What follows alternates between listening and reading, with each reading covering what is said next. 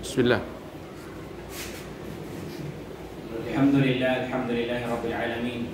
Wa sallallahu wa sallam wa baraka ala al-mab'uth rahmatan lil alamin. Nabiyyina wa habibina Muhammadin wa ala alihi wa ashabihi wa man tamassaka bi sunnatihi ila yawmiddin, amma ba'd. Assalamu alaikum wa rahmatullahi wa barakatuh. Mga kapatid sa pananampalatayang Islam, lubos natin pinapasalamatan ng Allah subhanahu wa ta'ala sa lahat ng mga biyaya na pinagkaloob niya sa atin. Tunay na mga biyaya ito ay ni'ma na dapat pasalamatan ng kanyang alipin sa Allah subhanahu wa ta'ala. Mga kapatid sa pananampalatayang Islam, sa mga oras na ito, insya Allah ta'ala, ay nais natin isalarawan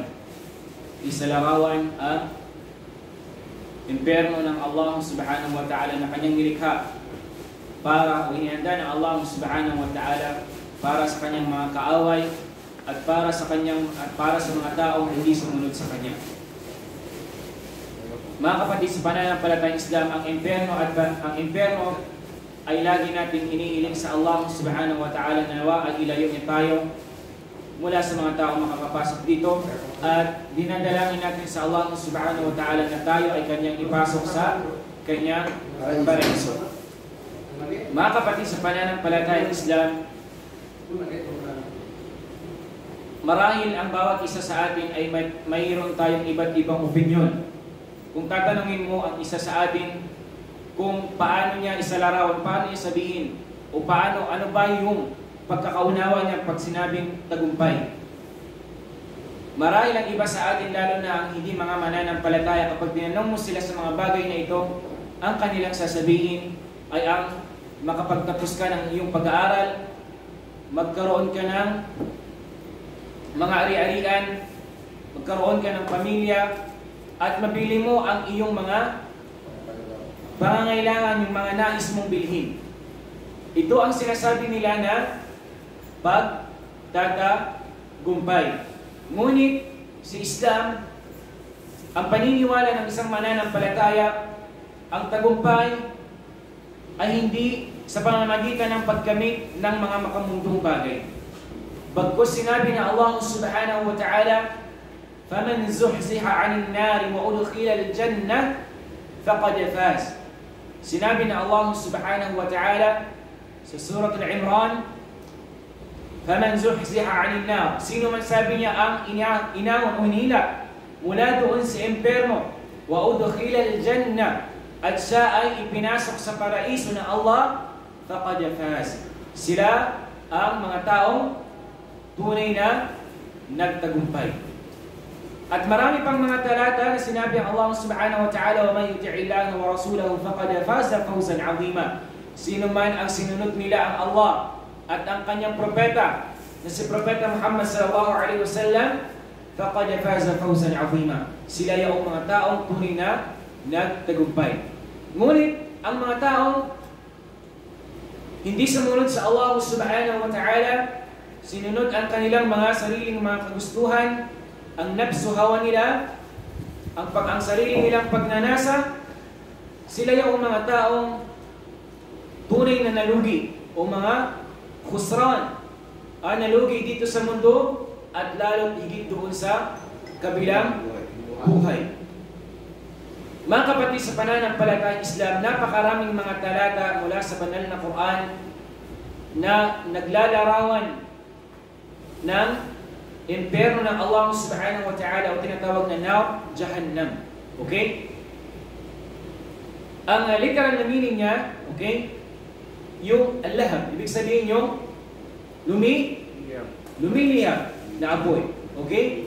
At yung init niya ay hindi aabot, o ibig sabihin hindi niya kayang pantayan yung init dito na apoy na meron sa mundong ibabaw, ay hindi niya kayang pantayan yung init na meron doon sa impyerno ng Allah subhanahu wa ta'ala. Okay? Napakaraming talata na binanggit ang Allah subhanahu wa ta'ala, at gayon din ang mahal na Propeta Muhammad sallallahu alaihi wasallam.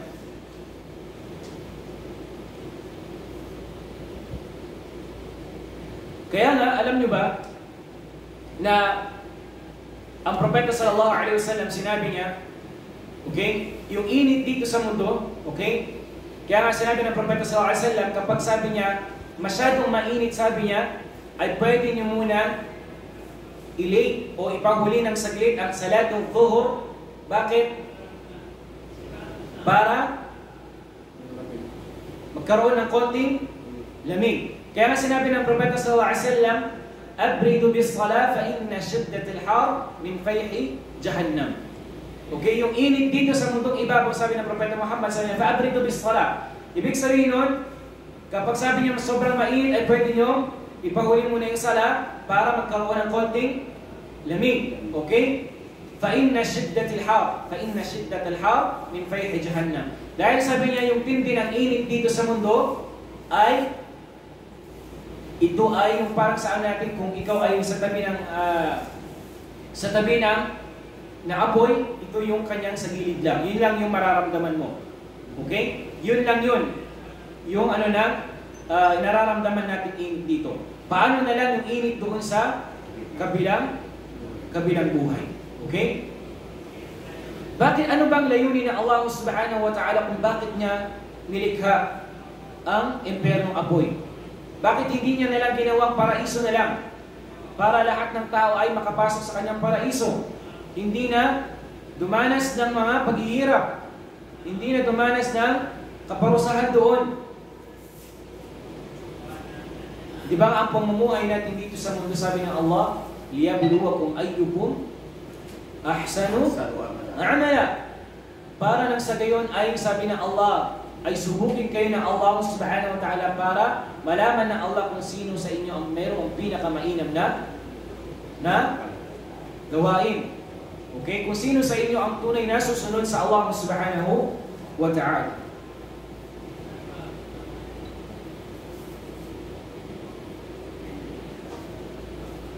Mga kapatid sa pananampalatayang Islam, kabilang doon sa mga parusa na ipapataw ng Allah subhanahu wa ta'ala, na sinabi ng Allah subhanahu wa ta'ala sa kanyang malulhating Quran, na bilang takhwif, bilang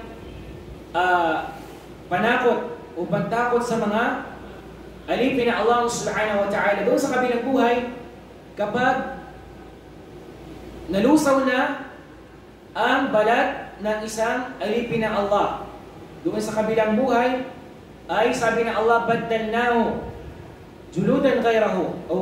Okay? Papalitan na Allah subhanahu wa ta'ala yung kanyang balat kapag nalusaw na iyon.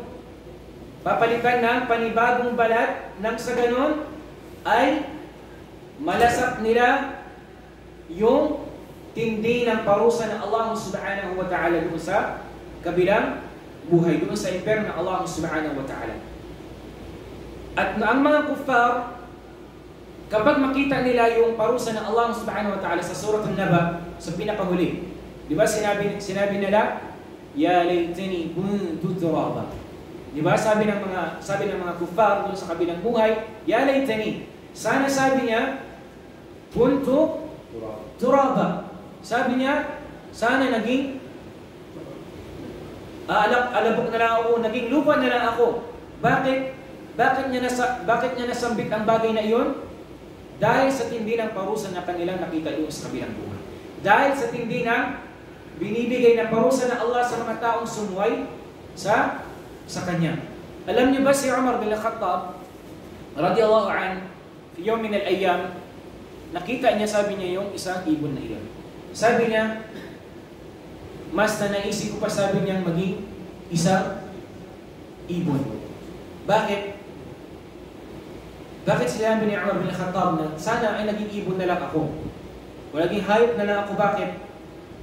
Dahil yung mga hayop na iyon, na nilikha ng Allah subhanahu wa ta'ala, ay wala na silang katanungan pagdating sa kabilang buhay. Mamamatay sila, wala nang paglilitis doon, hindi na sila paparusahan sa libingan, at lalo't hindi na sila paparusahan doon sa impyerno ng Allah subhanahu wa ta'ala. Kaya sabi ni Umar bin Khattab, ay mas na naisip niya pang maging ibon na lang dahil sa tindi ng parusa. Wallahi azim, mga kapatid sa pananampalatayang Islam, ang bawat isa sa atin ay hindi natin nasisigurado. Kahit na sinasabi natin marami tayong nagawang ibadah sa Allah, lagi tayo nagsasala ng 5 times a day, nagiging mabuti tayo sa ating kapatid sa Islam, nagbibigay tayo ng sadaka, nag-ikram tayo, tumutulong tayo sa ating kapatid sa Islam, pero hindi natin alam kung tinatanggap ba ito ng Allah subhanahu wa ta'ala. Okay?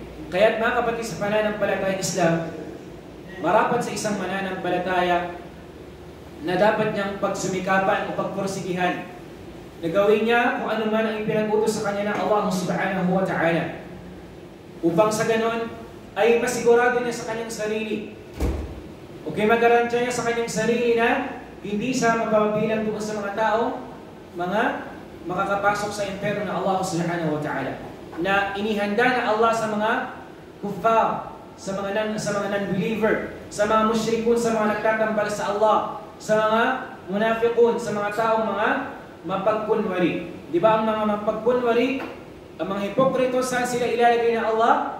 Fi darkil asfali minan nar, sa pinaka-kailaliman ng impyerno, doon sila ilalagay ng Allah subhanahu wa ta'ala. Dahil ang mga munafiqun, mga taong mapagkunwari, pinapakita nila na sila ay mga sumusunod sa Allah. Pero deep inside, sa kanilang mga puso ay mayroong doon nifaq. Mayroong doong pagkukunwari. Na ginagawa nila yon hindi alang-alang sa Allah, bagkus alang-alang sa mga tao. Okay? Subhanallah, mga kapatid sa pananampalatayang Islam, kabilang sa mga dahilan ng ikakapasok ng isang tao, siyempre yung pagtatambal sa Allah subhanahu wa ta'ala. Pangalawa roon, may mga taong mga nag-iiwan ng pagdarasal. Di ba nga doon sila sa kabilang buhay, tatanungin sila, "Masalakakum fin-nar?" Qalu, "Lam nakum minal musallin." Doon sa kabilang buhay, tatanungin sila kung ano ang naging dahilan kung bakit kayo nakapasok sa impyerno ng Allah subhanahu wa ta'ala. Sasabihin nila, "Lam nakum minal musallin." Hindi kami napabilang sa hanay ng mga taong nagdarasal, mga nagsasala, o nagsasala man kami pero hindi namin tinatay sa tamang oras nito. Okay? Kaya nga sinabi ng Allah subhanahu wa ta'ala, "Fawailul lil musallin." Kasawian sa mga taong nagsasala. Bakit? Alladhina hum an salatihim sahun. Dahil kapag sila ay nagtatayo ng pagdarasal, ay sila ay hindi nila tinatayo ng maayos. Okay? Tinatayo nila kung ano, halimbawa sa oras, hindi nila tinatayo sa tamang oras. Kung kailan nila gustong magsala, doon lang nila isasagawa ang pagdarasal. Gayon din yung mga ahkam, yung mga batas, ay hindi nila pinapahalagahan. Okay? Kahit na mayroong ng malinaw na mga dalilun sarih, na mayroong malinaw na katibayan mula sa Quran at Sunnah, pero hindi nila ito pinapakinggan at hindi nila ito sinusunod. Dalangin natin sa Allah subhanahu wa ta'ala na ipasok niya tayo sa kanyang paraiso. Allahumma inna nas'al.